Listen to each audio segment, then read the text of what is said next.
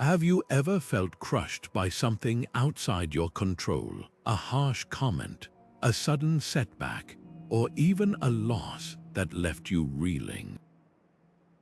What if I told you that none of those things have the power to truly harm you? That the pain you feel isn't coming from the event itself, but from the way you're choosing to see it? This isn't just wishful thinking. It's a core teaching of Stoicism, a philosophy that's guided thinkers, leaders, and everyday people for over 2,000 years.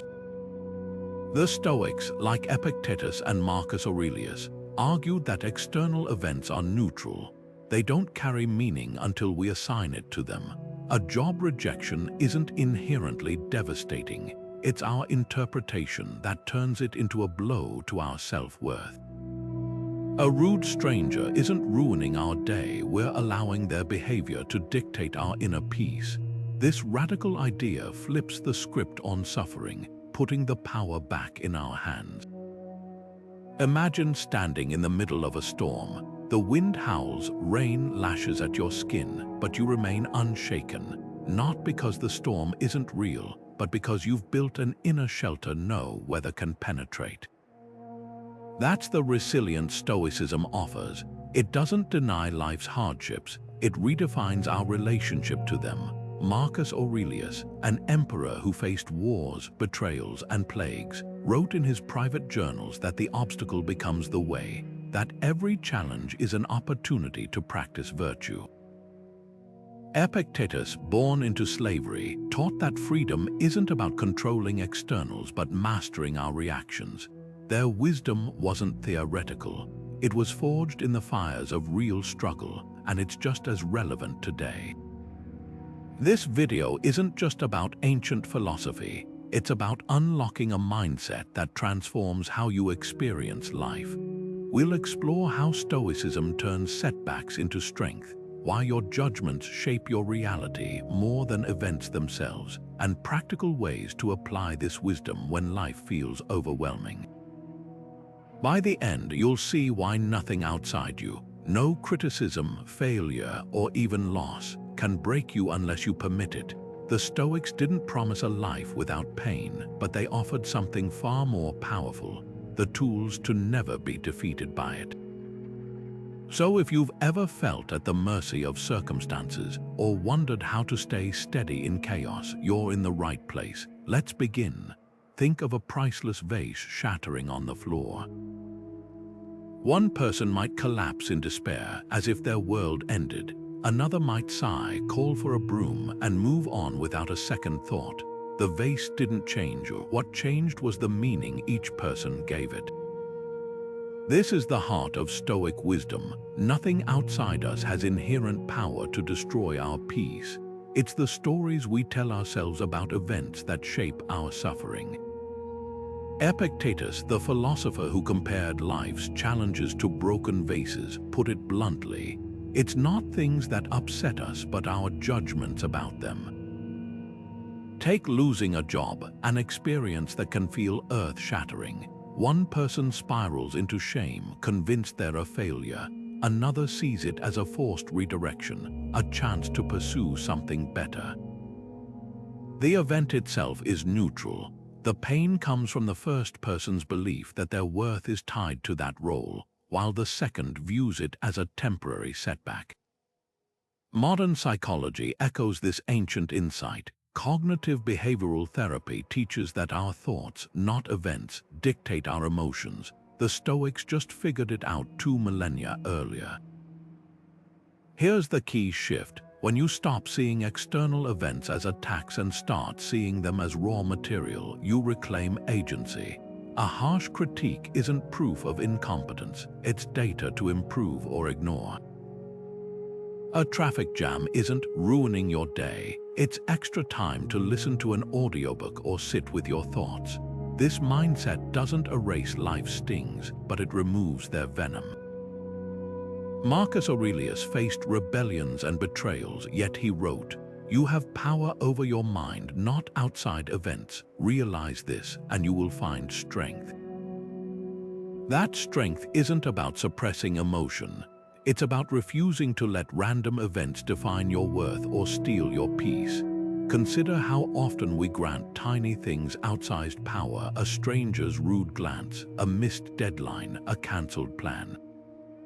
We treat these like personal catastrophes when they're really just passing clouds. The Stoic practice: pause before reacting. Ask, is this event truly harmful, or is it my interpretation making it feel that way?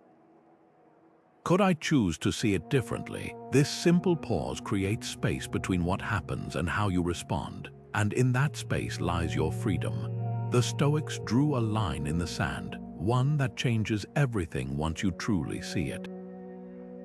They called it the Dichotomy of Control, recognizing that some things are within our power while others simply aren't.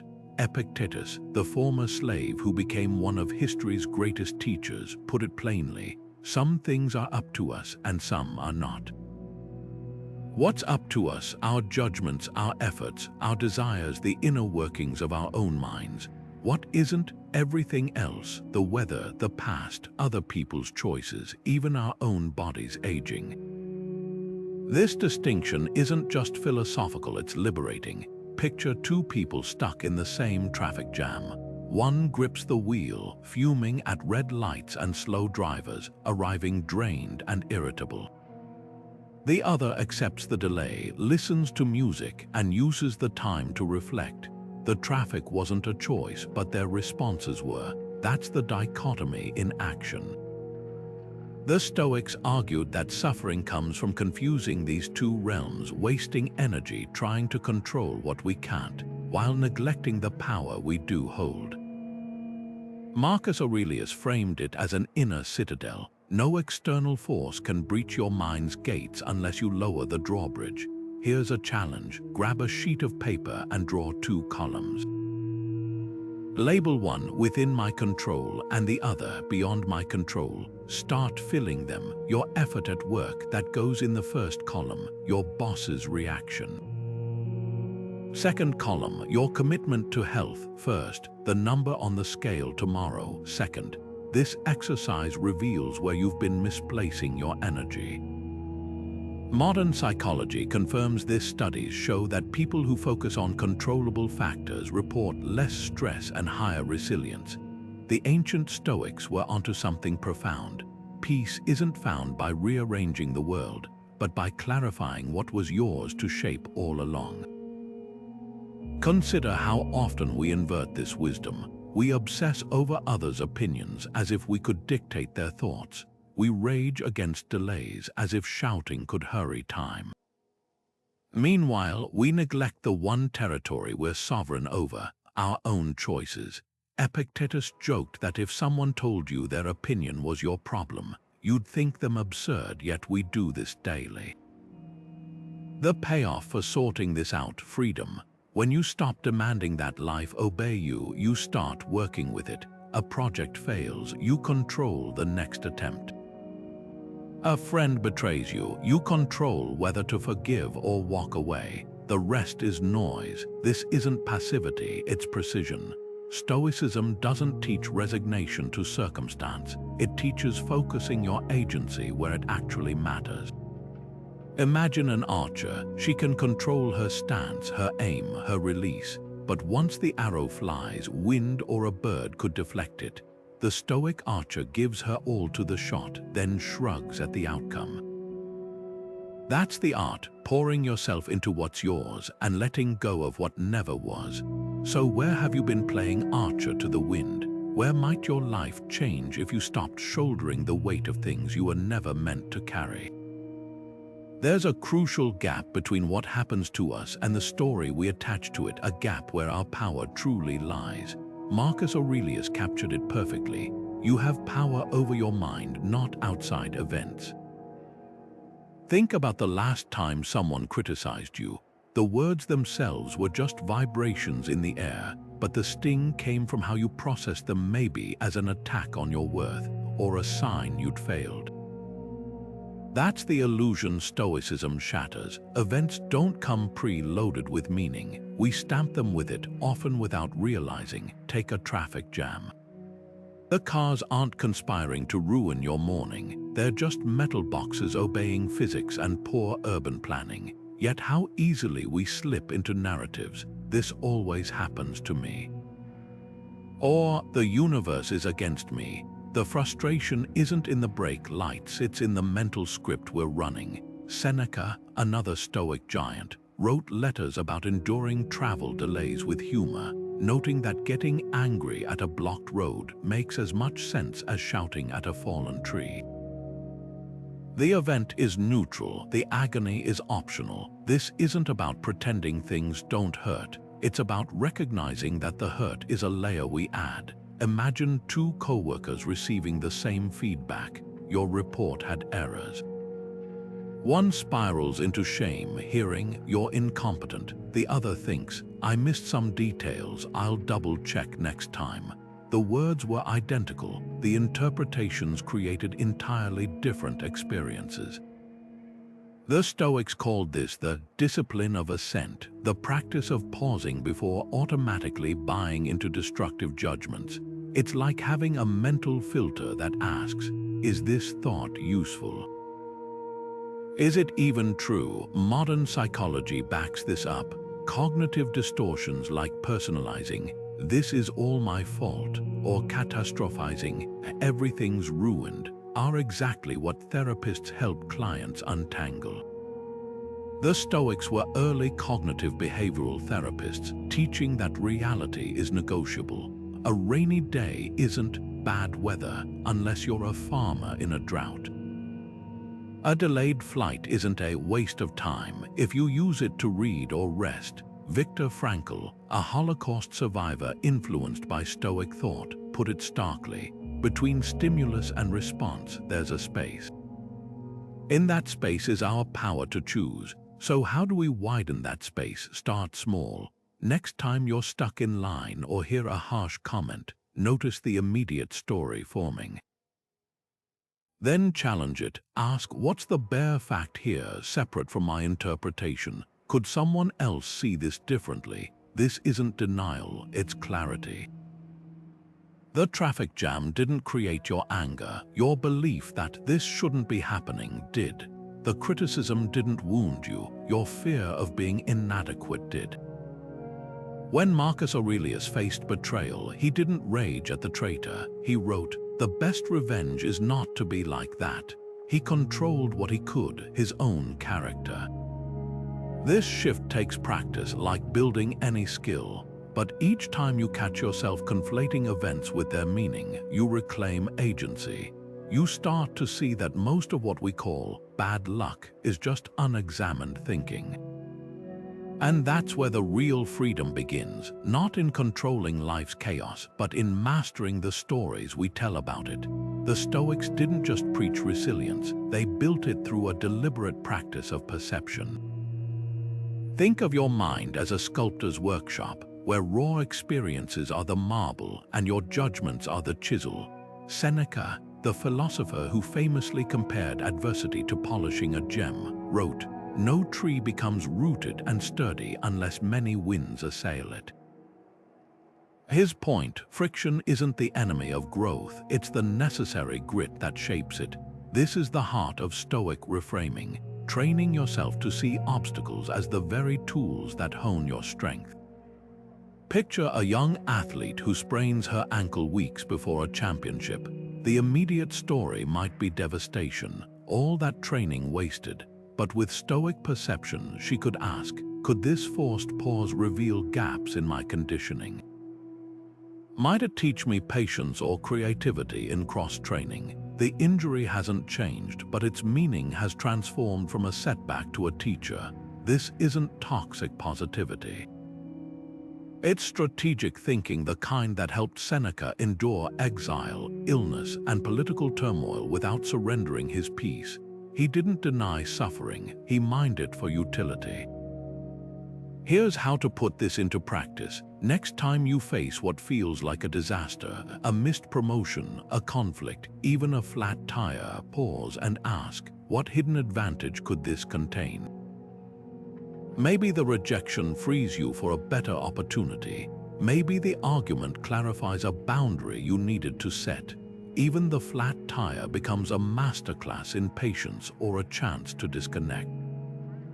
The Stoics called this premeditatio malorum, anticipating challenges not to fear them, but to rehearse extracting value from them. It's like mental judo, using life's momentum to your advantage. Consider how Navy SEAL train. They don't just learn to endure cold water, they're taught to welcome it, to reframe the shivering as their body becoming more resilient. That's Stoicism in action. When Marcus Aurelius faced betrayal, he didn't just tolerate it. He wrote, "The impediment to action advances action. What stands in the way becomes the way."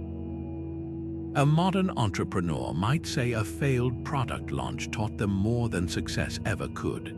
The principle is universal. Polish comes from friction, but only if you're willing to hold the stone steady. This mental shift requires honesty, though. It's not about pretending everything's fine when it's not. It's about asking, even if this hurts, what can I learn or leverage? When Seneca's ship was caught in a storm, he didn't deny the danger. He noted how it clarified what truly mattered. In your life, a financial loss might reveal misplaced priorities. A heartbreak could uncover patterns you needed to break. The benefit isn't in the pain itself, but in the wisdom you forge from it. Try this today. Carry a small notebook and jot down 3 perceived bad moments. Then for each, brainstorm 1 potential upside. The coffee spill, a reminder to slow down. The cancelled plan, unplanned time to recharge. At first, it might feel forced, but over time, your brain starts scanning for silver linings automatically. That's the Stoic secret. Resilience isn't something you're born with, it's a reflex you cultivate by polishing every rough moment until it shines. Marcus Aurelius once scribbled in his private journal a line that cuts to the core of Stoic resilience. The happiness of your life depends on the quality of your thoughts. At first glance, it might sound simplistic. How could mere thoughts shield us from life's brutal storms? But the Stoics weren't peddling naive optimism. They were architects of emotional immunity, building mental fortresses where external chaos couldn't penetrate. This immunity isn't about numbness or avoidance. It's about selective focus, training yourself to invest only in what you can truly govern, your own mind. Take Seneca, Rome's famed philosopher-statesman. When Emperor Claudius exiled him to Corsica, a barren island far from Rome's intellectual heart, Seneca didn't crumble. He wrote letters describing how the isolation sharpened his thinking, calling exile a change of place without a change of mind. While others saw banishment as a death sentence, Seneca treated it as a laboratory for self-mastery. His survival kit, a simple realization: his captors could control his location but not his interpretations. The rocks of Corsica weren't prison walls, they became stones to build new wisdom. This emotional immunity hinges on a radical redefinition of harm. Most of us walk through life with invisible leashes, letting strangers' moods, traffic jams, or stock market dips yank us into frustration. The Stoics proposed a liberating alternative. What if we stopped handing over our inner peace as collateral for every external event? Imagine your mind as a sealed vault. Criticism, failure, even loss, they can knock at the door, but they can't enter unless you buzz them in. Marcus Aurelius ruled an empire plagued by wars and plagues, yet his meditations repeat one theme: you're disturbed not by things, but by the views you take of them. Here's how this plays out in practice. When a friend betrays you, the pain doesn't come from their actions alone. It's fueled by your belief that loyalty should be guaranteed, that people won't change. The Stoic doesn't deny the sting, they interrogate it. Was this person ever truly under your control? Isn't their behavior revealing something necessary, perhaps about boundaries or discernment? This isn't cold detachment, it's strategic re-engagement with reality as it is, not as we wish it were. Modern neuroscience echoes this ancient wisdom. Studies on cognitive reframing show that individuals who reinterpret stressors as challenges rather than threats exhibit lower cortisol levels and faster recovery. The Stoics were pioneers of this mental technology. They practiced prosouch attention to the present moment to catch destructive thoughts before they spiraled. Picture a chess player spotting a trap 3 moves ahead. That's the Stoic mind always asking, am I reacting to the event or to the story I've wrapped around it? Cultivating this immunity takes drills, not declarations. Start small. Next time rain ruins your picnic, notice the immediate narrative, this always happens to me. And consciously rewrite it. Now I get to enjoy the sound of rain indoors. When a colleague takes credit for your idea, instead of simmering over injustice, ask, does their recognition actually diminish my skill? These micro-workouts build mental muscles for life's heavier lifts. The payoff isn't invincibility, it's sovereignty. Seneca returned from exile wiser, later tutoring Emperor Nero with mixed results, admittedly. Marcus Aurelius faced barbarian invasions by refining his character, not just his battle plans. Their legacy reminds us, storms will come, but we choose whether to anchor ourselves in the chaos or in the calm eye of our own reasoned judgment. Emotional immunity isn't a shield against life. It's the art of knowing where your skin ends and the world begins. There's a profound irony in how we often amplify our own suffering, not by what life hands us, but by how fiercely we reject it. Picture a swimmer caught in a riptide, exhausting themselves fighting the current instead of floating until it passes. That's what resistance to reality looks like, a battle against tides we can't control, draining energy we could use to adapt. Epictetus, the Stoic teacher who knew slavery before philosophy, nailed it. Don't seek for things to happen as you wish, but wish for them as they happen. At first glance, that might sound like surrender, but dig deeper and it reveals itself as strategy, a way to conserve your strength for battles you can actually win. Modern psychology calls this experiential avoidance, the trap of wasting energy denying what's already true. Imagine 2 patients receiving the same chronic illness diagnosis. One spends nights raging against the unfairness, obsessively researching alternative tests, their anger poisoning relationships. The other acknowledges the harsh truth, then asks, given this new reality, how do I live meaningfully? Both face the same physical challenge, but the first suffers twice from the illness itself and from the exhausting refusal to accept it. Acceptance isn't about liking what happened. It's about stopping the futile effort to rewrite history. This plays out in smaller ways daily. You check the weather app before a picnic thunderstorm's predicted. Denial clings to hope the forecast is wrong, packing the basket anyway. Acceptance adjusts plans, moving the gathering indoors or rescheduling. Both approaches see the same clouds, but one spends the morning in anxious resistance while the other adapts. The Stoics called this amor fati, the love of fate, not because storms are delightful, but because fighting them is futile. As Marcus Aurelius wrote, the cucumber is bitter.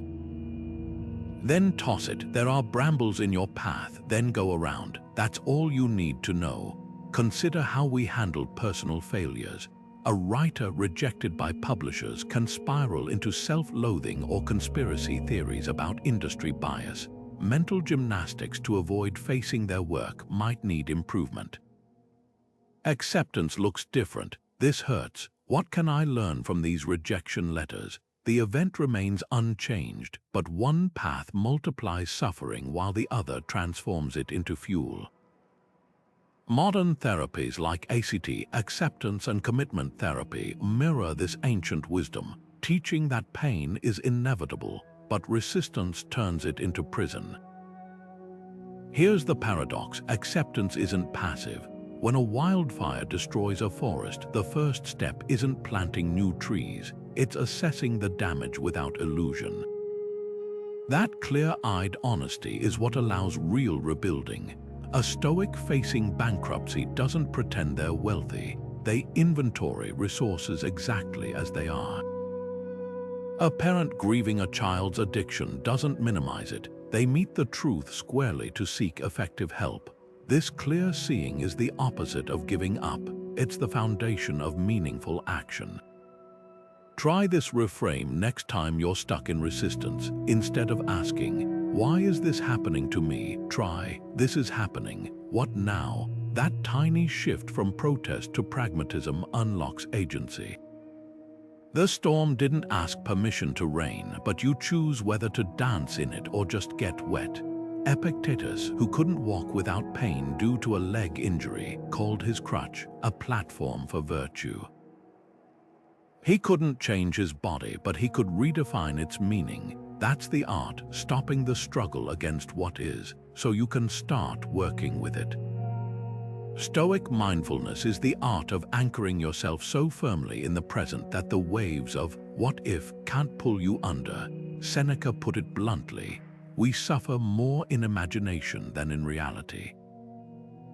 How many hours have you lost worrying about conversations that never happened, disasters that never struck, or rejections that never came?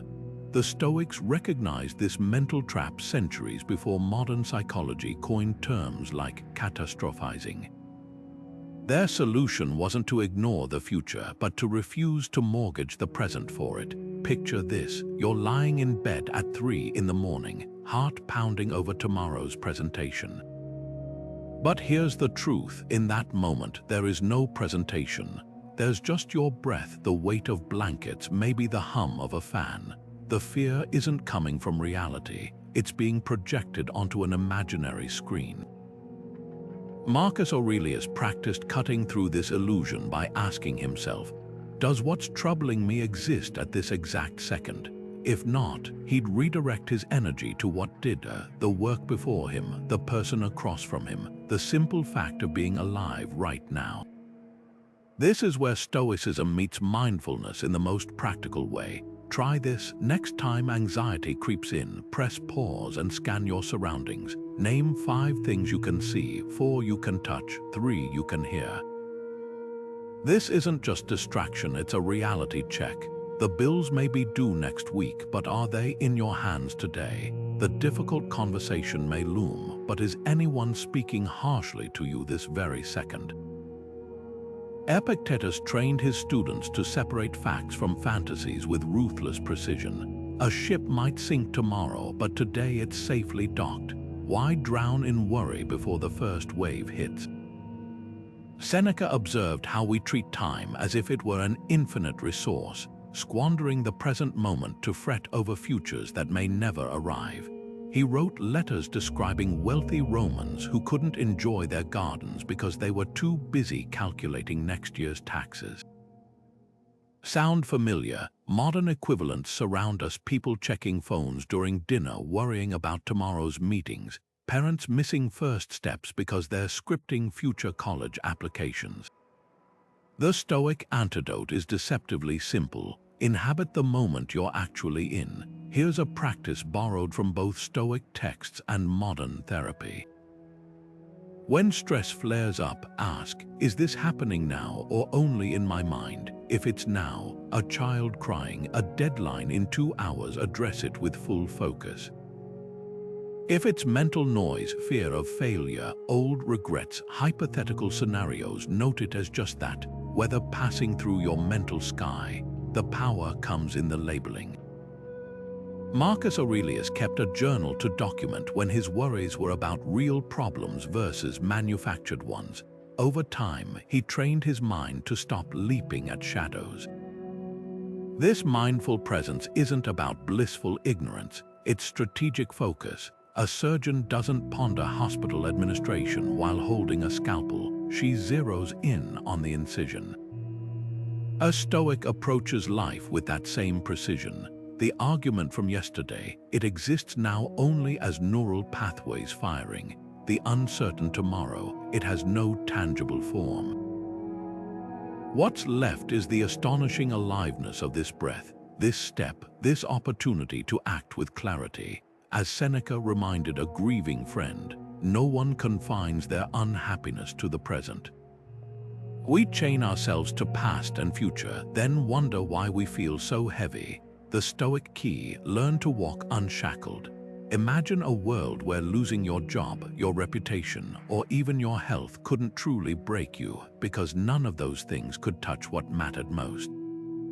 This is the radical promise of Stoic ethics, that the only real good is virtue, and the only real harm is betraying your own moral compass. External losses, money, status, even physical pain are just props on life's stage. What truly defines us is how we choose to act when the curtain falls. Epictetus, who knew poverty and slavery firsthand, put it bluntly: it's not things that disturb us, but our judgments about things. In other words, a stolen wallet isn't the problem, it's the belief that your security depended on it. This idea turns conventional wisdom upside down. Most of us spend our lives chasing comfort, praise, and success, treating them as necessities. But the Stoics argued these are merely preferred indifference, nice to have, but irrelevant to true worth.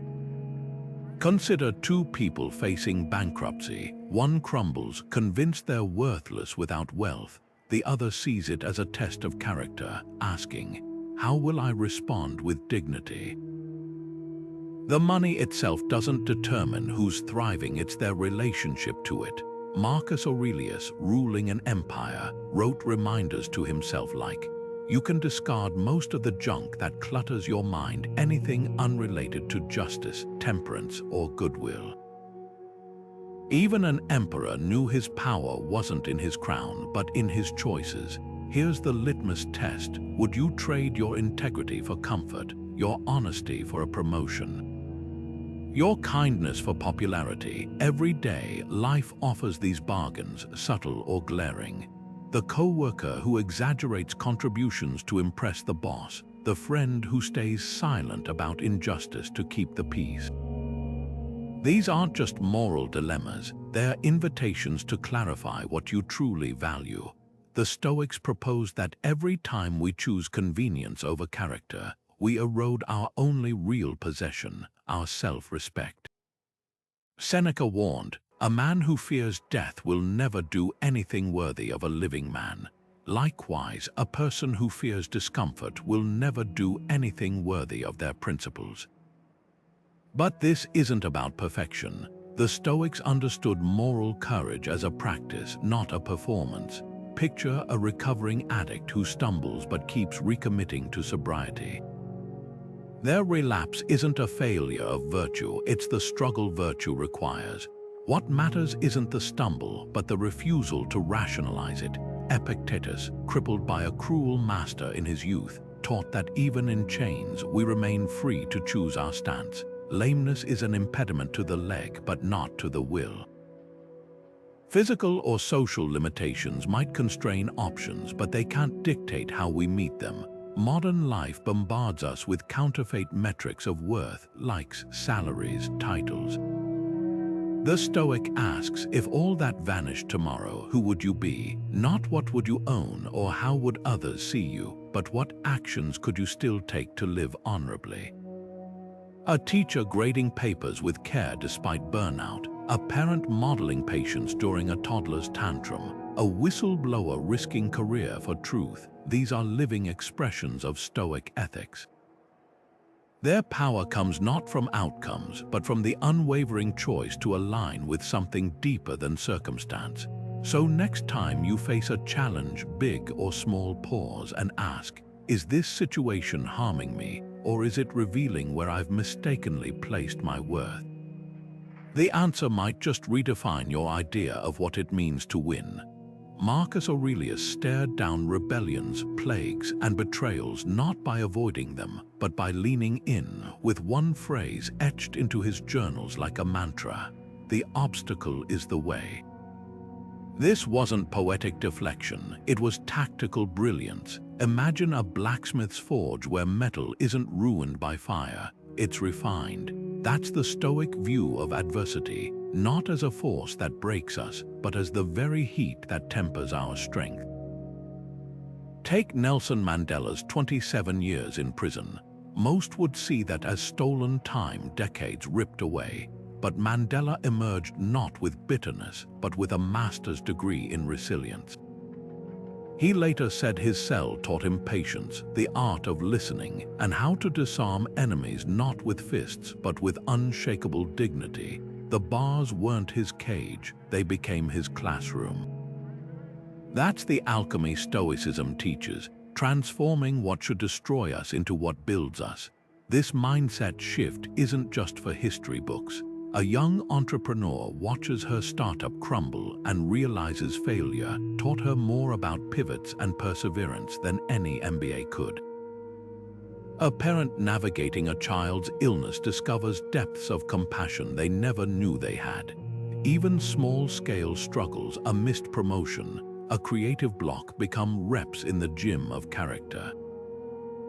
The Stoics called this ascesis, the disciplined practice of treating every challenge as a rep for virtue. But here's the catch: adversity only trains us if we're willing to be students. Two people can face the same setback, a layoff, a breakup, and walk away with entirely different lessons. One sees proof of their inadequacy, the other uncovers hidden resilience or redirection. Marcus Aurelius wrote, "The impediment to action advances action." A flooded road isn't just a delay, it's a chance to take the scenic route. A critic's harsh words aren't just pain, they're free feedback on where to grow. Modern science backs this ancient wisdom. Studies on post-traumatic growth show that individuals who reframe crises as catalysts often develop greater empathy, reordered priorities, and heightened resilience. The key difference, not the event itself, but the meaning they mined from it. Viktor Frankl, who survived Auschwitz, later wrote that while suffering is inevitable, we always retain the last of human freedoms, to choose one's attitude. That's Stoicism in action, recognizing that the obstacle isn't just in the way, it is the way forward. So the next time life hands you a boulder, ask not how to avoid it, but how to carve it into stepping stones. A difficult colleague, your patience coach; a financial setback, your crash course in creativity. Even grief, as crushing as it feels, can become the chisel that sculpts deeper compassion. The Stoics knew this secret. The trials we curse today often become the foundation we thank tomorrow. Not because they were easy, but because they showed us we were stronger than we knew. Consider how much mental energy we waste clinging to outcomes we can't control, pacing the floor, waiting for a job offer, refreshing emails for validation, or agonizing over whether someone will return our affection. Seneca saw this pattern 2,000 years ago when he wrote, "We suffer more in imagination than in reality." That gnawing anxiety about the future. It's almost always worse than the actual event. The Stoics argued that attaching our peace to specific results is like building a house on shifting sand. The moment circumstances change, our stability crumbles. Take the workplace. You pour your soul into a project, staying late, refining every detail, convinced a promotion is the only proof of your worth.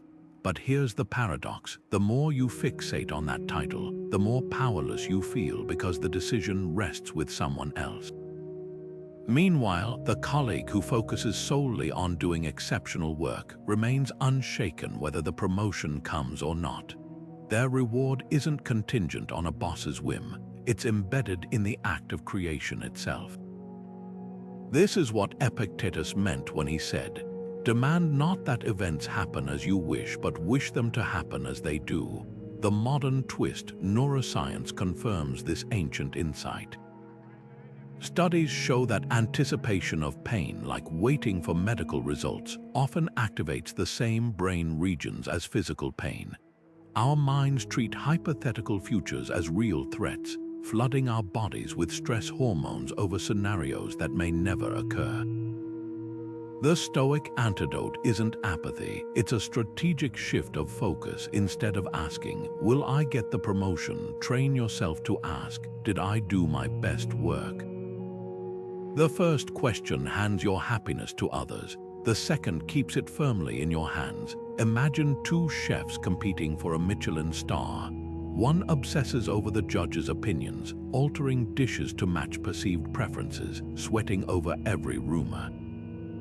The other focuses purely on crafting exquisite meals, knowing that even if the star eludes them, their skills have grown. The irony: judges often gravitate toward the chef radiating quiet confidence, the one detached from their approval. This isn't magic, it's the power of undistracted effort. Here's the practice. Next time you find yourself hostage to an outcome, a first date's reaction, a college acceptance letter, pause. Write down what you actually control: your preparation, your attitude versus what you don't, their decision. Then, deliberately invest your energy in the first column. The goal isn't to stop caring, but to care more deeply about the process, the daily actions that shape character. Marcus Aurelius ruled Rome, yet his journal is filled with reminders like, "Don't let the future disturb you." You'll meet it with the same weapons of reason you wield today. Detachment isn't resignation, it's liberation. When a farmer plants seeds, they control the watering and weeding, not the weather. The Stoic farmer works with equal diligence whether rain comes or not, because their worth isn't measured by the harvest alone, but by the integrity of their labor. Your life, too, is measured not by awards won or lost, but by the quality of your attention to the work itself. That's where real power lies, not in outcomes, but in the unshakable act of showing up. There's a counterintuitive practice at the heart of Stoicism that might sound like tempting fate, deliberately visualizing worst-case scenarios. The ancient Romans called it premeditatio malorum, or the premeditation of evils. But this isn't about pessimism or manifesting disaster. It's a mental drill designed to do two powerful things: strip fear of its fangs and awaken gratitude for what we already have. Seneca, the philosopher who advised emperors and faced exile, wrote letters urging his friends to regularly contemplate loss, not to dwell in despair, but to disarm its power. He'd say, "He robs present ills of their power who has perceived their coming beforehand." Picture this: you wake up tomorrow to find your car stolen. How would you react? Most people would spiral into anger or panic. But someone practicing negative visualization has already walked through this scenario in their mind. They've noted the inconvenience, the financial hit, even the violation, but also the reality that their legs still work, public transport exists, and insurance might cover the loss. The event hasn't changed, but their emotional shockwave has been dampened by prior rehearsal. This isn't just theory. Modern psychology shows that stress inoculation, exposing yourself to controlled doses of feared scenarios, reduces anxiety when they actually occur. The Stoics were early pioneers of exposure therapy. Here's how Seneca applied it. He'd set aside time to mentally rehearse losing his wealth, his status, even his loved ones. Sounds grim, right? But his goal wasn't to suffer twice. It was to discover something startling, that even in these imagined catastrophes, he'd still retain his ability to choose his response. In one letter, he describes a wealthy man who required his slaves to remind him daily, "You are mortal. Everything you have is on loan." The man wasn't being morbid, he was conditioning himself to appreciate his feast while it lasted, rather than taking it for granted until it vanished. Try this exercise tonight. Before sleep, pick one thing you cherish: your health, your partner, your job, and spend 60 seconds imagining life without it.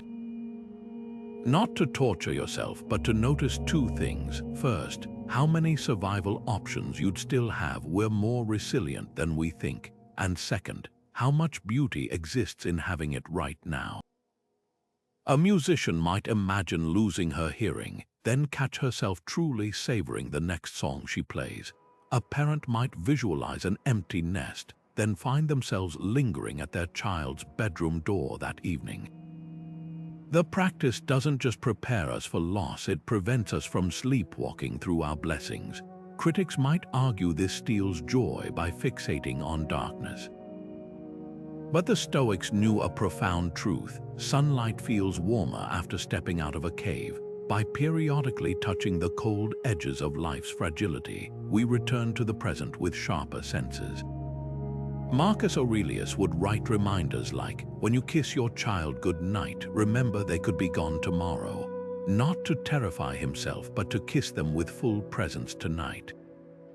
That's the alchemy of this practice. It turns hypothetical losses into present moment wake-up calls. The key is balance. This isn't about obsessing over disaster, but about brief, intentional visits to the edges of our fears. Like a fire drill, we don't spend our days convinced the building's burning. We just know where the exits are. Next time you catch yourself dreading a possible failure or rejection, pause and ask, if this happened, what would I actually do? You'll often find the answer isn't "I'd die," but "I'd adapt." That realization doesn't just shrink fear, it expands your capacity to meet life as it comes, unshaken by storms you've already learned to navigate in your mind. Amor fati, love of fate, isn't about passive resignation or gritting your teeth through hardship. It's about recognizing that every twist in your path, every detour or roadblock, isn't an interruption of your life but part of its unfolding. Nietzsche, who admired the Stoics, called it "my formula for greatness in a human being." And Marcus Aurelius, the philosopher-emperor who faced plague and war, scribbled in his journal, "What stands in the way becomes the way." Think about that for a moment. The obstacle isn't just something to endure. It's the raw material for your growth, the chisel that sculpts you into who you're meant to be. Consider a river encountering a boulder. Does it rage against the rock, demanding it move? No. It flows around it, over it, sometimes even through it, carving new channels in the process. That's amor fati in action. Your current struggle, the job loss, the health scare, the heartbreak might feel like a boulder, but what if it's also an invitation? An invitation to develop patience you didn't know you had, creativity you'd left dormant, or resilience you'd yet to test. The Stoics didn't see fate as a prison, they saw it as a collaborator. Take the story of Thomas Edison. When his lab burned down in 1914, destroying years of work, he didn't collapse in despair. He told reporters, "There's value in disaster. All our mistakes are burned up, now we can start fresh." He wasn't denying the loss, he was reframing it as a forced reset, a chance to rebuild without old baggage. That's the alchemy of amor fati, turning leaden circumstances into golden opportunities. Here's a challenge. Pick one difficulty you're facing right now. Maybe it's a financial strain, a strained relationship, or a creative block. Now ask, how could this be a gift in disguise, not in a saccharine, everything happens for a reason way, but with clear-eyed curiosity? The financial strain might be teaching you resourcefulness. The strained relationship could reveal boundaries you need to set. The creative block might be forcing you to slow down and find new inspiration. The gift isn't the pain itself, it's the strength or wisdom you uncover by meeting it head-on. Marcus Aurelius faced betrayal from his closest allies, yet he wrote, "The best revenge is to be unlike him who performed the injury." In other words, the betrayal wasn't about them, it was about who he chose to be in response. That's the heart of loving fate, recognizing that life's curveballs aren't random punishments, but assignments. Assignments to practice courage, patience, or forgiveness. The struggle you're resisting today might be the very thing that prepares you for the life you're meant to live tomorrow. So the next time you're tempted to curse your circumstances, try whispering instead, "This too This too, not as surrender, but as a reminder that the way forward isn't around the obstacle, it's through it. And on the other side, you might just find a version of yourself you couldn't have become any other way. Imagine walking down the street when a stranger yells an insult your way. Do you stop, turn around, and demand an explanation? Or do you keep walking, recognizing their words say more about them than you? That's the Stoic approach to criticism in a nutshell. Epictetus, the philosopher who endured slavery before teaching emperors, put it bluntly: if someone speaks badly of you, that's their problem, not yours. This isn't about arrogance or indifference. It's about recognizing that your worth isn't up for public vote. Think about social media today. We've built entire ecosystems where self-worth gets measured in likes and followers. A post goes viral and suddenly we feel validated. It flops and we question our value, but here's the reality check. Those numbers are as fickle as weather. A celebrity's tweet might get millions of likes one day and face brutal backlash the next, not because their character changed, but because the crowd's mood shifted. The Stoics would call this a dangerous game, outsourcing your self-esteem to strangers whose opinions change like the wind.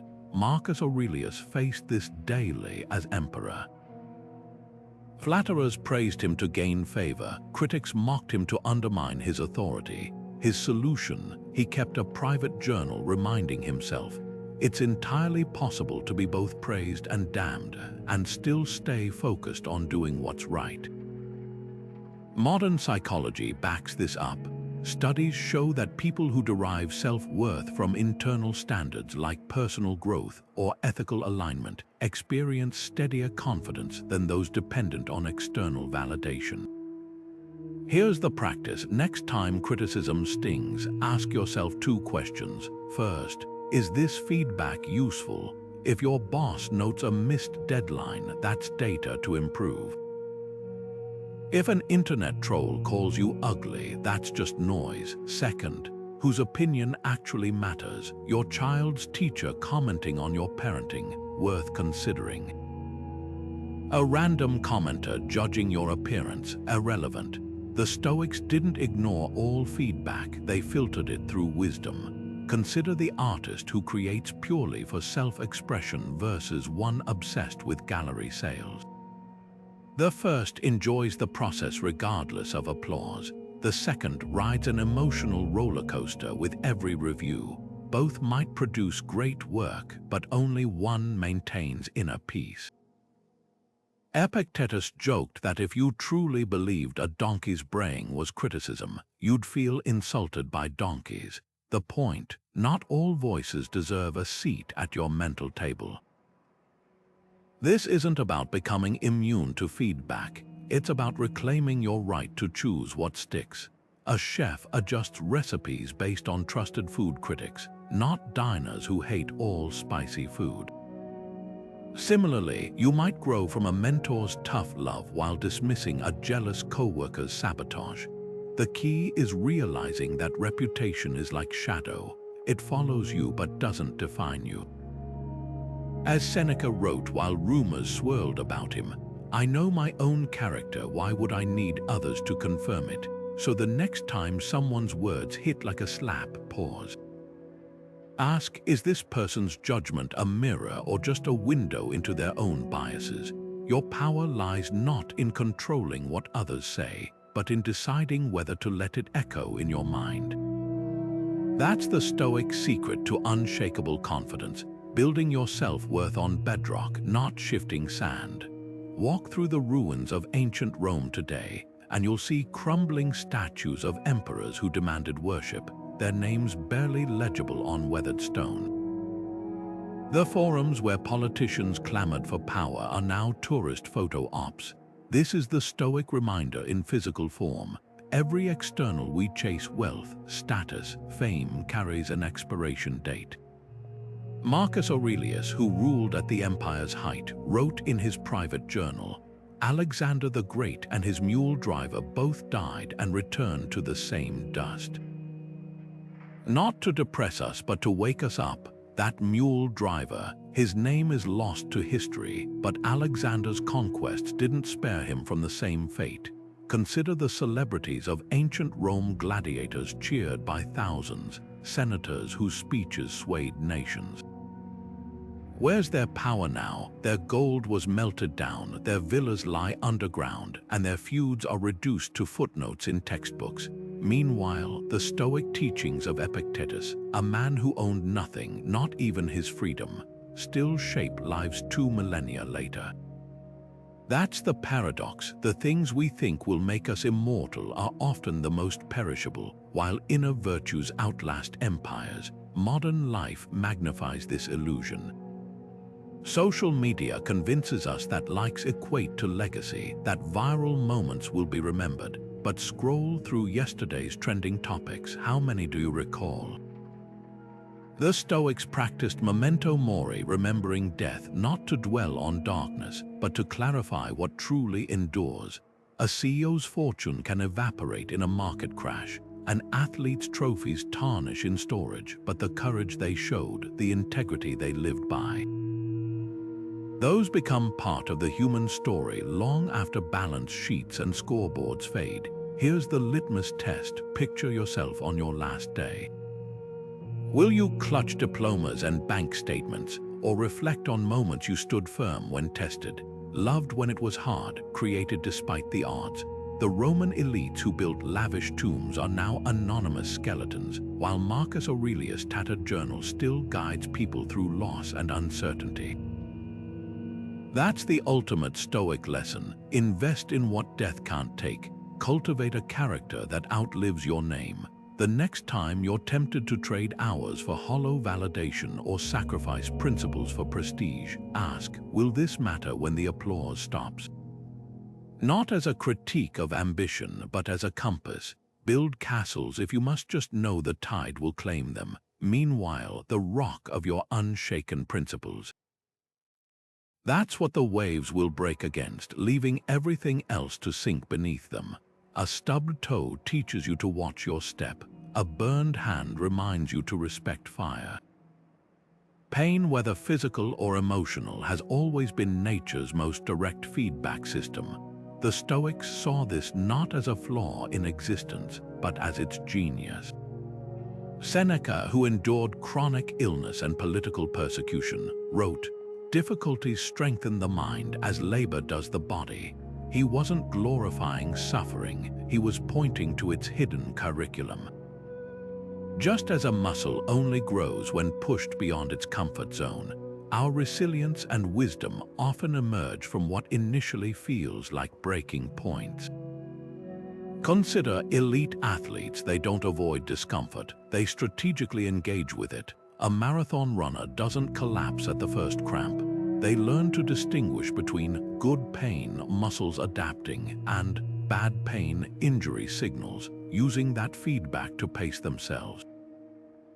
Similarly, a weightlifter deliberately works to failure, knowing microscopic muscle tears will rebuild stronger. This isn't masochism, it's mastery. The Stoics argued emotional pain operates the same way. Rejection stings, but it can reveal where we need thicker skin or clearer boundaries. Failure bruises, but it often points to gaps in preparation or unrealistic expectations. Even modern medicine recognizes pain as a diagnostic tool. Diabetics with nerve damage who can't feel foot injuries often suffer worse outcomes than those who sense discomfort early. Pain shouts where whispers would go unheard. The Stoic approach, don't shoot the messenger. When a relationship ends in heartache instead of drowning in why me? Ask, what is this revealing about my attachments or boundaries? When anxiety flares before public speaking, don't just mute it, interrogate it. Is your body signaling unpreparedness, or is it highlighting an opportunity to practice courage? Seneca's own life tested this philosophy. Exiled to Corsica, he transformed barren isolation into a writing retreat, producing some of his greatest works. Physical pain from illness became his meditation teacher, sharpening his focus on present-moment awareness. He wrote to a friend, "Diseases may gnaw at my flesh, but they cannot touch my will." This mindset echoes in today's sports psychology.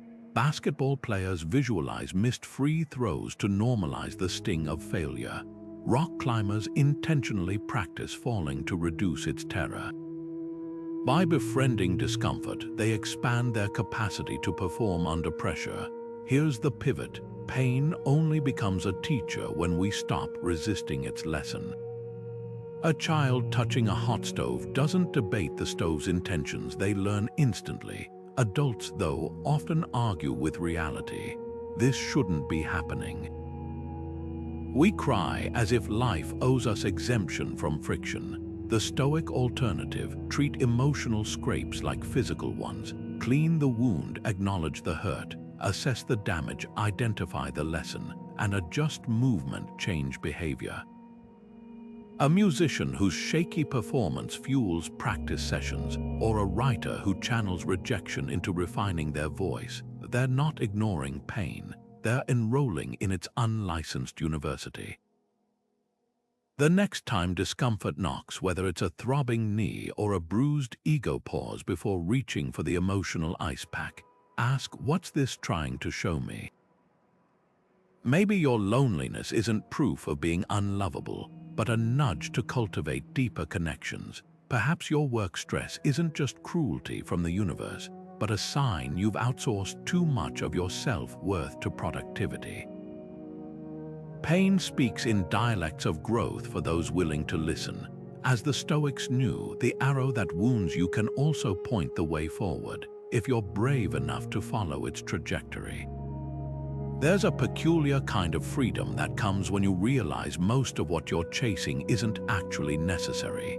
Epictetus, the philosopher who owned little more than a wooden bowl and a ragged cloak, put it perfectly. Wealth consists not in having great possessions, but in having few wants. This wasn't just frugality, it was a radical declaration of independence. Imagine two travelers. One lugs a heavy suitcase full of just-in-case items, sweating under its weight, while the other carries only a light pack, moving freely. The difference isn't in their bank accounts, it's in their perceived needs. The Stoics argued that every desire we add to our mental load becomes another chain tying us to externals, another thing that can be taken away. Modern life bombards us with invented necessities. That morning latte becomes a daily ritual we can't miss. The latest phone upgrade feels urgent. Even social media trains us to crave constant validation as if it were oxygen. But here's the truth no advertiser will tell you. The more you convince yourself you need, the more vulnerable you become. Lose that fancy car and your identity wobbles. Miss out on promotions and your self-worth craters. The Stoic alternative, stripped down to essentials, not to live like a monk, but to build a life where happiness isn't hostage to possessions or titles. Try this experiment. For 1 week, carry a small notebook and divide each page into 2 columns, wants and needs. Every time you reach for your wallet or feel that itch of envy, pause. Is this truly essential? That gym membership, is it about health or keeping up appearances? The streaming subscriptions, are they enriching you or just numbing boredom? The goal isn't deprivation but clarity. You'll likely discover that many needs are just wants in disguise, and that realization is liberating. History's most resilient figures often lived this way. Diogenes, the philosopher who famously lived in a barrel, laughed when Alexander the Great offered him anything he desired. "Just step aside," he said, "you're blocking my sunlight." His point: the richest person isn't the one with the most, but the one who's content with least. Or consider modern minimalists who thrive with capsule wardrobes and tiny homes. Their secret isn't self-denial, it's the joy of uncluttered time and space.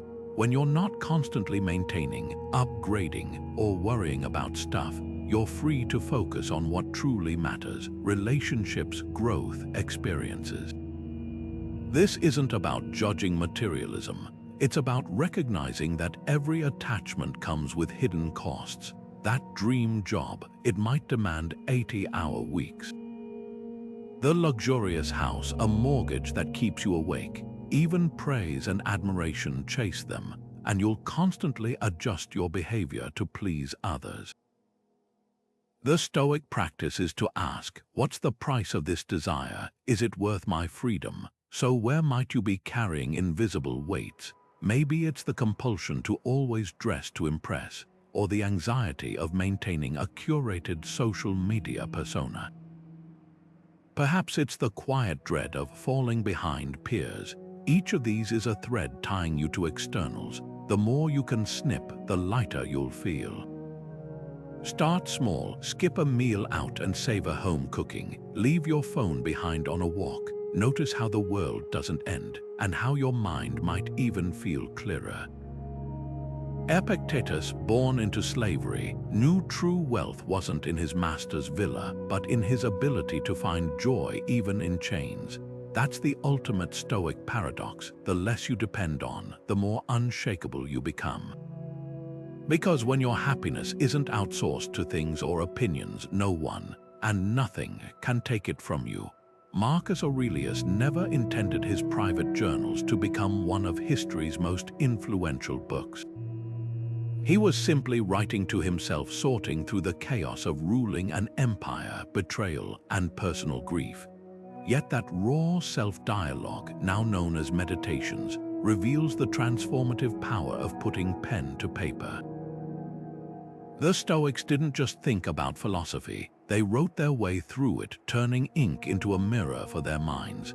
This practice wasn't about crafting poetic prose, it was a daily debrief, a way to separate what happened from the stories they were telling themselves about it. Consider how most of us process a bad day. We replay arguments in our heads, stew over injustices, or catastrophize tomorrow's meeting. It's like shaking a snow globe, everything stays swirling. But writing forces those thoughts to land on the page where you can see them clearly. When Marcus scribbled, "You have power over your mind, not outside events," he wasn't reciting a mantra.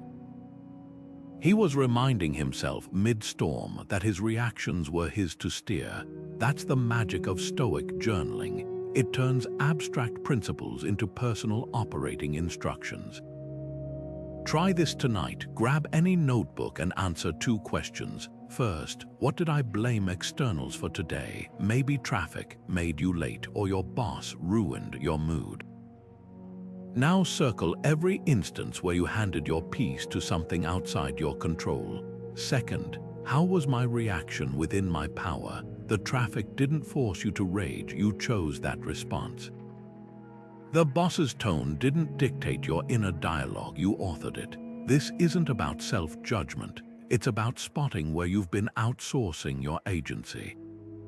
The prompts work because they mirror the Stoic dichotomy of control. A teacher might write, "I blamed the noisy class for my frustration," then realize, "But I controlled whether to escalate or pause for silence."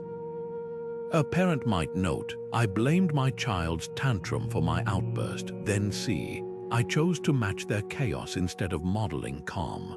Like lifting weights for emotional resilience, this practice strengthens your discernment muscle, the ability to separate what happens from how you frame it. Modern science backs this ancient habit. Studies on expressive writing show that journaling about stressful events reduces their emotional charge, literally changing how the brain processes them. MRI scans reveal that putting feelings into words dampens the amygdala's panic response. The Stoics were onto something profound. Writing isn't just recording thoughts, it's rewiring them. Your journal doesn't need eloquence or length. Some of Marcus's deepest entries are just one-line gut checks. "Today I shall meet interference, ingratitude, insolence," followed by the reminder, "They cannot harm me, only my perception can." That's the essence. Not every page needs resolution, some can end with raw honesty. I still feel angry, but I see now that I fed that fire. The goal isn't to fix every emotion by morning, but to shine a light on the mental habits quietly running your life. For those who prefer structure, the Stoic Evening Review offers a template. Reflect on 3 questions. What did I do well today? Where did I let externals dictate my peace? How can I approach tomorrow differently? A nurse might celebrate staying present with a dying patient, regret snapping at a colleague, then plan to take a breath before responding to triggers. This isn't self-help fluff, it's tactical self-awareness, like a sailor logging each voyage to refine the next. The real power lies in consistency. Epictetus compared philosophical study to weight training. You wouldn't expect one bench press to transform your body. Similarly, journaling's magic compounds over time. Those daily scribbles become a mirror showing patterns invisible in the moment. How often you conflate preferences with needs, or how quickly minor setbacks hijack your narrative. 6 months in, you'll flip back to early entries and marvel at battles that now feel trivial, proof that what you practiced in ink seeped into your bones. No fancy notebook required. Marcus wrote his wisdom on campaign scrolls during wars. Seneca penned letters to friends from exile. Your notes app or a napkin will do. What matters isn't the medium, but the honesty, the willingness to confront your own mental fingerprints. Because when you externalize your thoughts, you're no longer drowning in them. You're standing on the shore, watching the waves without being swept away. That's the gift Stoic journaling offers, not control over life's storms, but the ability to navigate them without losing yourself in the tempest. Anger burns through modern life like wildfire. Social media outrage, honking horns, simmering grudges that poison relationships. Seneca, the Stoic philosopher who served as Nero's advisor, saw anger as the most destructive force in human history. He called it the plague of the mind and wrote, "No plague has cost more lives." But here's what makes Stoicism so radical. It doesn't just advise suppressing anger. It reveals anger as a self-inflicted wound, a choice to hand over your peace to something outside your control. Picture a driver cutting you off in traffic. Your pulse spikes, hands grip the wheel, maybe a curse escapes your lips. The immediate story is, they ruined my mood. But the Stoic asks a different question. Why did I give a stranger that power? The other driver's action lasted seconds. Your simmering resentment could last hours. That's the illusion anger sells, that lashing out restores balance. But Seneca, who witnessed emperors execute people in fits of rage, observed, anger is like drinking poison and expecting the other person to die. The car didn't harm you, your own reaction did. This isn't about becoming a doormat. Stoic calm isn't passivity, it's precision. Imagine 2 chefs working in a busy kitchen. One shouts at a waiter for mixing up an order, throwing utensils, escalating chaos. The other pauses, corrects the mistake, and uses the delay to check other dishes. Both face the same stress, but the second chef retains command, not of the situation but of themselves. As Marcus Aurelius wrote, you have power over your mind, not outside events. The order mix-up wasn't the problem. The first chef's belief that perfection should never be disrupted was. Modern neuroscience confirms Seneca's ancient insight. When we rage, the amygdala hijacks the prefrontal cortex, literally overriding rational thought. Anger floods the body with cortisol, narrowing focus to threats like tunnel vision. The Stoic alternative creates space between stimulus and response. A driver flips you off, breathe before reacting. Notice the heat rising, then ask, will this matter in an hour? A week? Most often the answer is no. That pause, what the Stoics called the discipline of assent, breaks anger's spell. Seneca's own life tested this philosophy. He served Nero, a man who murdered his own mother and played music while Rome burned. Seneca's letters reveal how he navigated this minefield, not by suppressing emotions but by dissecting them. When insulted, he'd ask, "Is this true? If so, learn from it. If not, why bother?" His clarity turned potential fury into fuel for growth. Try this reframe next time anger flares. Instead of thinking, "They made me angry," try, "I'm choosing to feel angry about this." That tiny shift exposes anger's secret. It's not forced upon you. It's a story you're telling yourself. The driver didn't make you rage. You interpreted their action as a personal slight. The critic didn't cause your hurt. You decided their opinion defined you.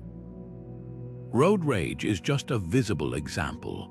The same principle applies to cancelled plans, rude comments, or professional setbacks. Anger promises control but delivers chaos. The Stoic alternative: channel that energy into what you can actually influence. Someone tailgates you, move lanes, you control your safety, not their speed. A coworker takes credit for your idea. Focus on work so undeniably excellent it speaks for itself. Anger shrinks your world to a single, burning point. Equanimity expands it, revealing countless paths forward. Seneca's final word on anger cuts deepest. The greatest remedy for anger is delay. Not denial, not bottling, just creating enough space to ask, "Is this fire worth fueling?" The answer, more often than not, will set you free. Gratitude isn't just a warm, fuzzy feeling, it's a strategic recalibration of attention. While modern culture trains us to fixate on what we lack, the dream job, the perfect partner, the next purchase, the Stoics flipped the script. Epictetus, who began life as a slave, put it bluntly, "He is a wise man who does not grieve for what he has not." This wasn't about settling for less, it was about recognizing how much we already hold. Imagine two people standing in the same kitchen, one scowling at the chipped coffee mug, the other savoring the warmth seeping into their palms. The circumstances are identical, the experience worlds apart. Modern research reveals something the Stoics knew intuitively. Gratitude isn't passive appreciation. It's an active lens that reshapes reality. Neuroscientists find that practicing gratitude lights up the prefrontal cortex, dampening stress responses. It's like emotional weightlifting. The more you train your mind to spot abundance, the stronger that neural pathway grows. A study of war veterans showed that those who journaled about daily blessings experienced significantly lower PTSD symptoms. The bombs and battles didn't change, but their focus did. Try this tonight. Before bed, list 3 ordinary blessings, not the lottery wins or promotions, but the hidden infrastructure of your life. The hot shower this morning, the neighbor who waved, the fact that your heart has beat without fail since you began reading this sentence. As Marcus Aurelius wrote, "When you arise in the morning, think of what a privilege it is to be alive, to breathe, to think, to enjoy, to love." These aren't platitudes, they're psychological armor. During his exile, Seneca wrote letters describing how noticing sunlight on stone walls or the taste of stale bread became acts of defiance against despair. Here's why this practice disarms suffering. Lack and abundance can't occupy the same mental space. A chef complaining about bland truffles misses the miracle of consistent meals. A musician lamenting their small audience forgets the joy of fingers meeting strings. The Stoics didn't deny life's gaps, they just refused to let them eclipse the gifts already present. When Epictetus said, "Don't seek things to happen as you wish, but wish them to happen as they do," he wasn't preaching resignation. He was offering a hack. That contentment lies not in rearranging the world, but in retraining your gaze. This shifts gratitude from obligation to opportunity. Every ordinary blessing you note, the functioning Wi-Fi, the laughter of a child, the ache of muscles after a workout, becomes a thread weaving a safety net beneath you. When hardship comes, that net holds. Research on disaster survivors shows those with strong gratitude practices recover faster, not because their loss was lesser, but because their mental scaffolding was sturdier. So start small. The next time frustration bubbles, your phone dies, your train's delayed, pause. Name one thing still working, your lungs filling with air, the fact that someone somewhere loves you, the absurd privilege of living in an era with painkillers and refrigeration.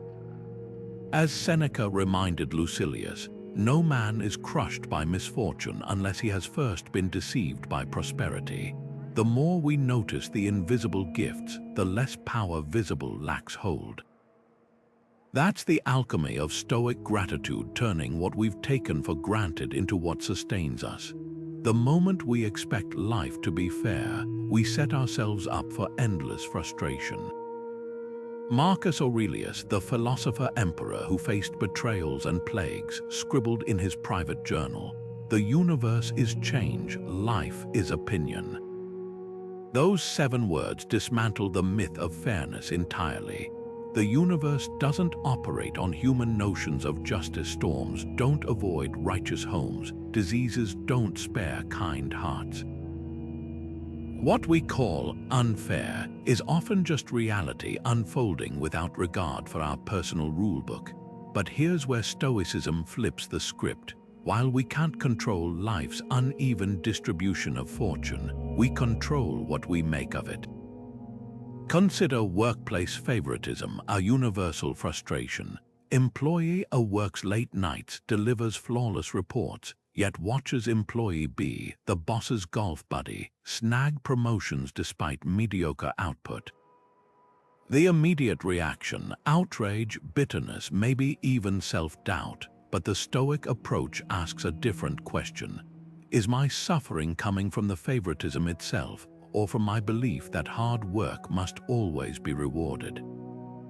The injustice is real, but the power lies in recognizing that your worth isn't defined by someone else's flawed metrics.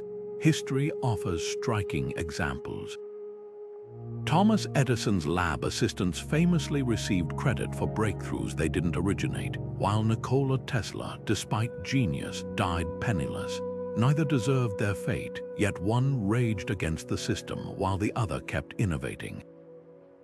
The Stoic perspective, fairness isn't guaranteed, but agency is. You can't force a biased boss to promote you, but you can sharpen your skills to the point where your work speaks for itself, or find an environment that values merit. This isn't about passive acceptance, it's strategic detachment, the kind that separates what happens from how you let it shape you.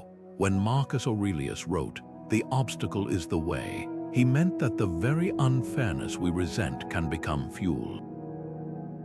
That passed-over employee might use the snub as motivation to launch their own business, free from office politics altogether.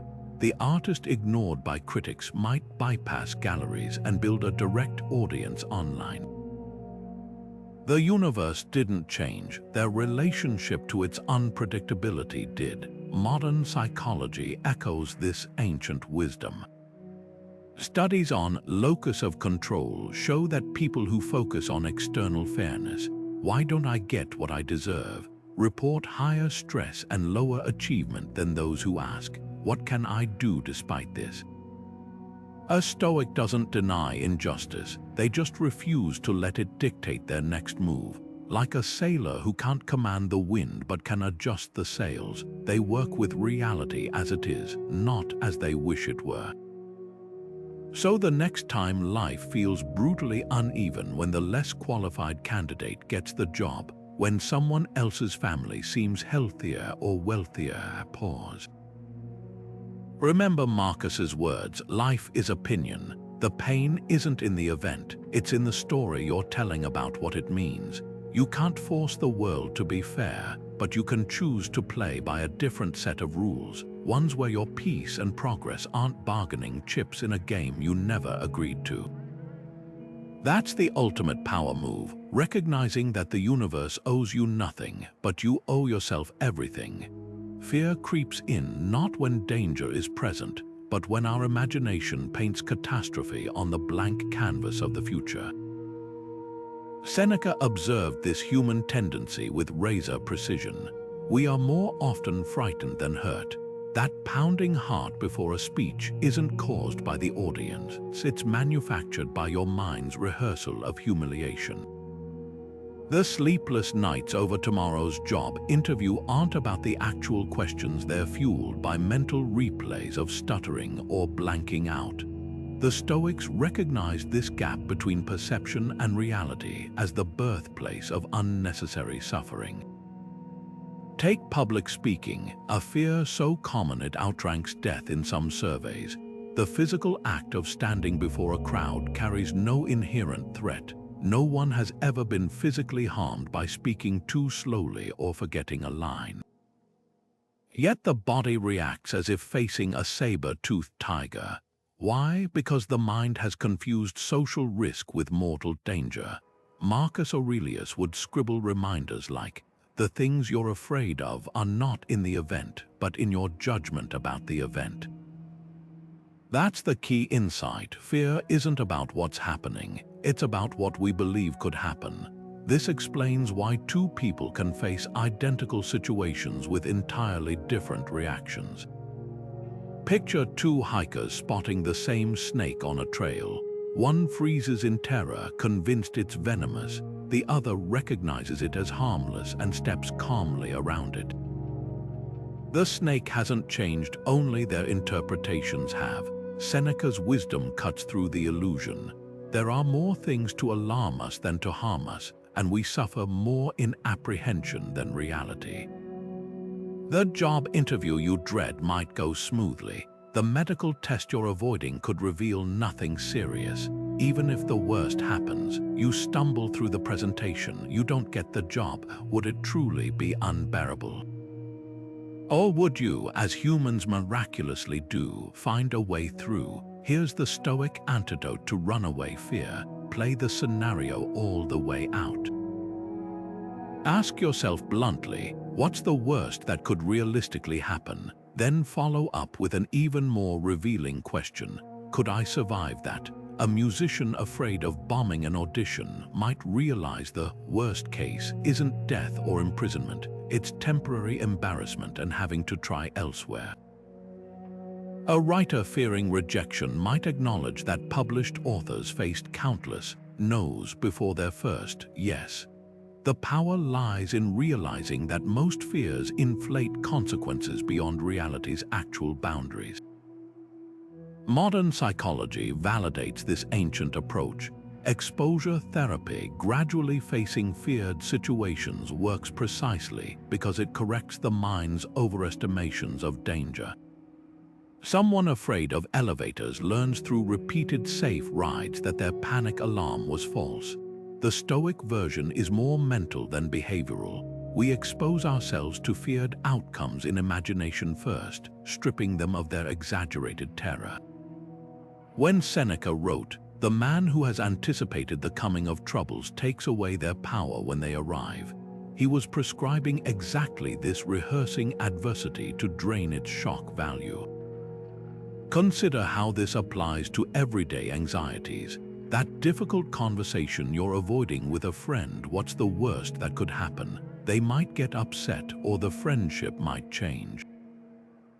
But could you endure that? History is filled with people who survived far worse and rebuilt richer lives. The Stoics weren't dismissing real pain, they were putting it in perspective. Fear loses its grip when we realize we've survived every bad day so far, and that resilience isn't a rare gift, but a universal human trait waiting to be tapped. The next time fear whispers that you're not ready, that failure would be catastrophic, pause. Imagine your future self looking back on this moment. Would they be baffled by how much energy you wasted worrying? Would they wish they could tell you, it wasn't nearly as bad as you imagined? That's the gift of Stoic fear work. Not the absence of nervousness, but the quiet confidence that comes from knowing you can handle more than your panic suggests. After all, as Seneca reminds us, the cave you fear to enter may hold the treasure you seek. history offers us living proof that Stoicism isn't just theory, it's a practice forged in the fires of real adversity. Take Cato the Younger, the Roman senator who became a legend for his unshakable integrity. When Julius Caesar marched on Rome demanding absolute power, Cato refused to bend, not out of stubbornness but from deep conviction. Even as his allies switched sides, he stood firm, declaring, "I would rather be right than be king." They dragged him from the Senate floor, his voice still ringing with truth. Years later, facing certain execution, he chose to take his own life rather than surrender his principles. But here's what's often missed: Cato wasn't seeking martyrdom. He was demonstrating that some lines, once crossed, can never be uncrossed, that true freedom lies in choosing your character over your comfort. His final act wasn't defeat, it was the ultimate assertion of control over the one thing no ruler could touch: his will. Then there's Zeno, the founder of Stoicism, whose journey began with literal shipwreck. A wealthy merchant, he lost everything when his vessel sank off the coast of Athens. Stranded with nothing, he wandered into a bookstore where the works of Socrates captivated him. Instead of drowning in self-pity, he asked a life-altering question. If philosophy can bring peace to thinkers, could it rebuild a broken man? That curiosity birthed an entire school of thought. Zeno's resilience wasn't about gritting his teeth, it was about redirecting his gaze from what was lost to what could never be taken. The power to reframe disaster as a beginning. His lectures, delivered on the steps of Athens' Stoa Poikile, didn't just teach Stoicism, they were Stoicism in motion, proving that our lowest moments often plant the seeds of our highest purpose. But Stoic role models aren't confined to ancient texts. Consider James Stockdale, the American pilot shot down over Vietnam. For 7 years as a POW, tortured and isolated, he credited Epictetus' teachings with his survival. While others fixated on release dates, Stockdale focused on what he could control: his resistance to propaganda, his covert communication with fellow prisoners, even the way he blinked torture in Morse code during interrogations. His famous Stockdale paradox captures Stoicism perfectly. Confront the brutal facts of your reality, yet never lose faith that you'll prevail. What's striking isn't just his endurance, it's how he turned a prison cell into a classroom for leadership, later shaping the ethics of generations at Stanford. These figures weren't superhuman. They were flawed, flesh and blood people who chose daily to align their actions with their values. That's the real invitation, not to idolize them, but to recognize that the same potential lives in you. Who are your Stoic mentors? Maybe it's a grandmother who faced illness with quiet grace, or a teacher who modeled fairness in unfair circumstances. Perhaps it's a historical figure like Marcus Aurelius, or a modern voice like Viktor Frankl. What matters isn't their fame, but how their examples help you navigate your own crossroads. The beauty of Stoic role models is this: they don't ask for followers. They light torches, handing them to anyone willing to see clearly in the dark. Whether it's Cato's unwavering no, Zeno's transformative curiosity, or Stockdale's disciplined hope, their power lies not in perfection, but in showing what becomes possible when we stop waiting for the world to be fair and start taking responsibility for the one thing that's always ours to command: our response. Social media transforms ancient Stoic dilemmas into digital age challenges. Every scroll presents opportunities to hand over your peace, whether it's envy over a friend's vacation, photos, or rage at a stranger's political rant. The Stoic question isn't whether these posts are fair or accurate, but why you're letting pixels on a screen dictate your emotional weather. Marcus Aurelius never faced algorithm-fueled outrage, but his advice still fits. If you are distressed by anything external, the pain is not due to the thing itself, but to your estimate of it. That influencer's perfect life isn't causing your insecurity, it's your comparison that stings.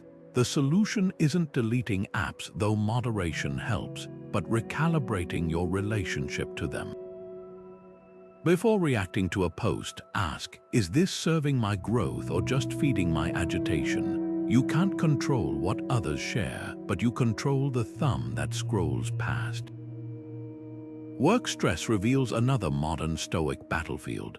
Deadlines, difficult colleagues, and unrealistic expectations aren't anomalies, they're features of professional life.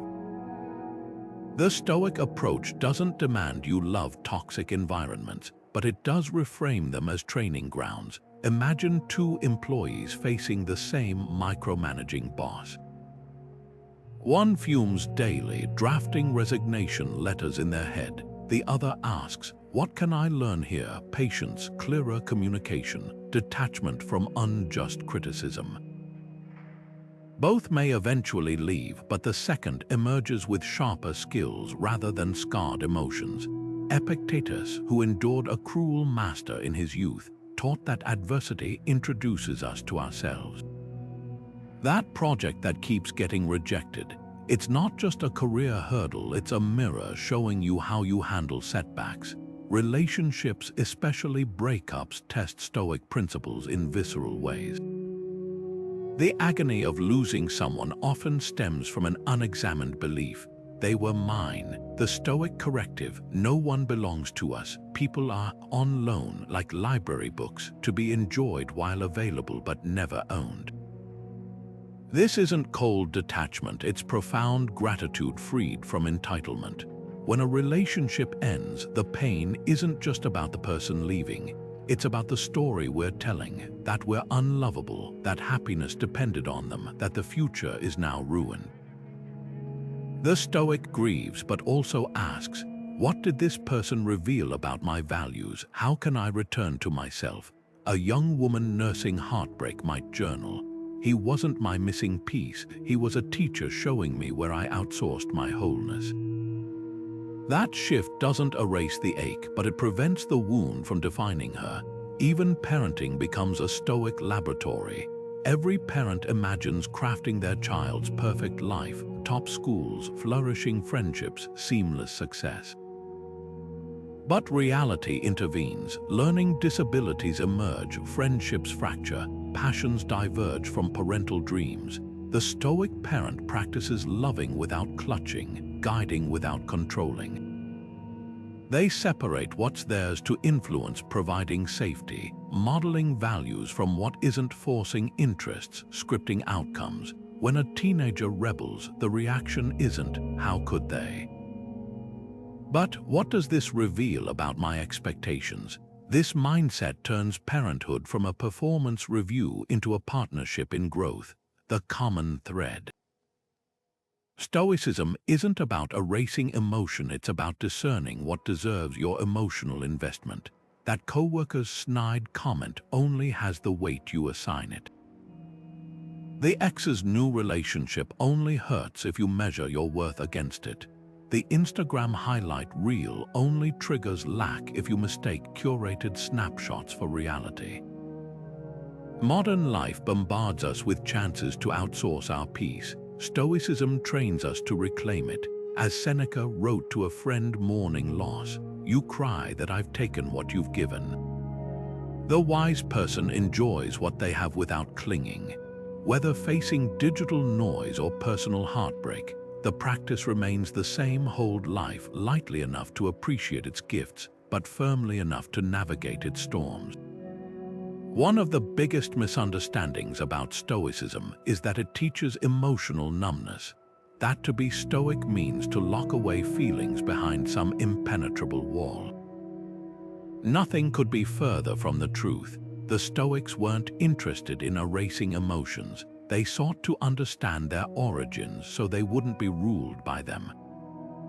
Think of it like sailing. The goal isn't to eliminate the wind.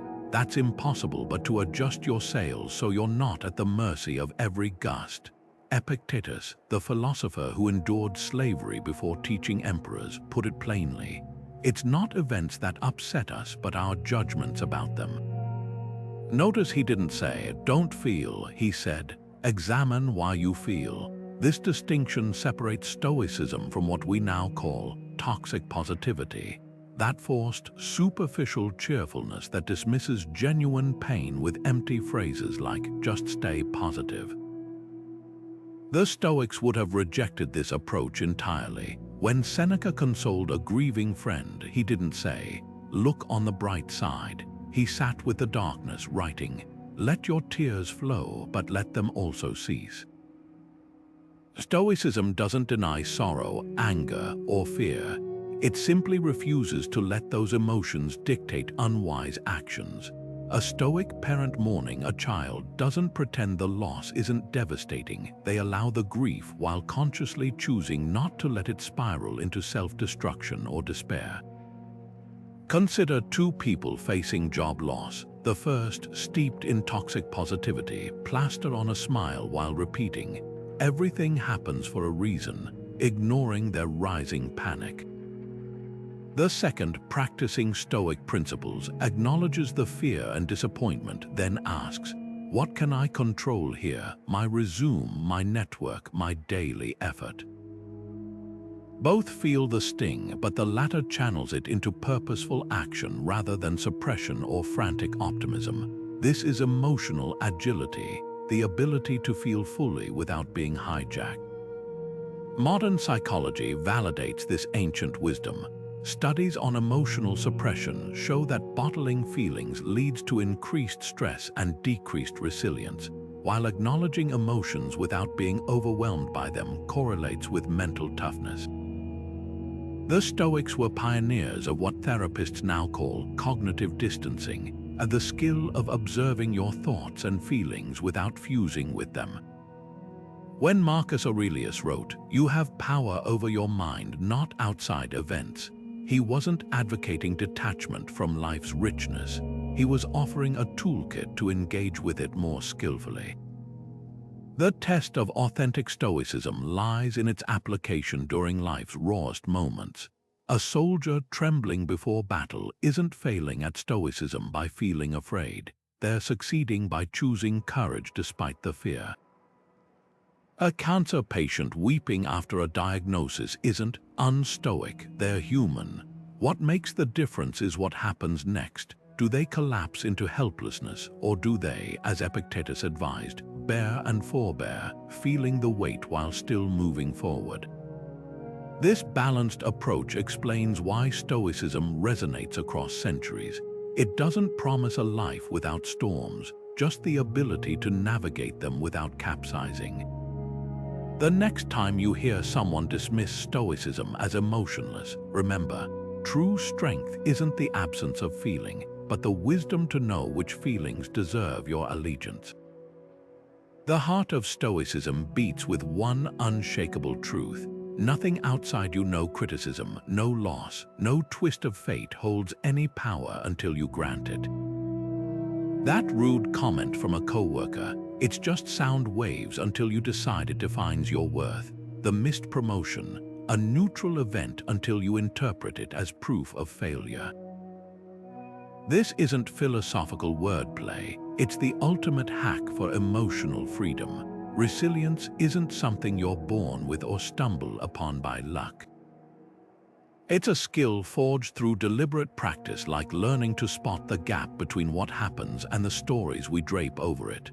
Marcus Aurelius, the emperor who faced plagues and betrayals, left us a compass for turbulent times. You have within you right now, at this very moment, everything you need. Not after the raise, not once the relationship mends, right now. That power lies in your ability to pause when life strikes and ask one transformative question. Is this pain coming from the event itself or from my judgment about it? The traffic jam didn't create your frustration. Your belief that the universe owes you a smooth commute did. The breakup didn't shatter you. The idea that you couldn't be whole without that person did. This moment is your invitation to test drive Stoic wisdom. Next time anger flares or anxiety whispers, catch yourself mid-reaction. Notice how quickly your mind spins stories. "This is terrible. I can't handle this. They ruined everything." Then, like a scientist examining data, strip away the narrative. What's left? Just facts: a delayed flight, a harsh email, a rainy day. The rest, the suffering, is optional. Stoicism doesn't promise a life without storms, just an unshakable shelter within them. Every challenge you face is secretly a classroom where you're enrolled in Resilience 101. The pop quiz, that argument with your partner, the final exam, the loss that leaves you breathless. But here's the secret: you've been passing tests you didn't even realize you were taking. Remember last year's crisis that felt unsurvivable? You're here. That betrayal you swore would break you, you rebuilt. So bookmark this truth: externals only harm you if you trade your peace for them. Like a tree that bends in the wind but keeps its roots intact, you can meet life's chaos without letting it snap your core. The Stoics didn't rise above suffering, they transformed it into fuel. Now it's your turn. If this reframe resonates, if you're ready to reclaim the power you've been handing to circumstances, hit subscribe. More ancient wisdom for modern storms is on the way. Until then, carry Marcus's reminder like a talisman: the unshakable you isn't coming someday. It's already here, waiting to be uncovered, one conscious choice at a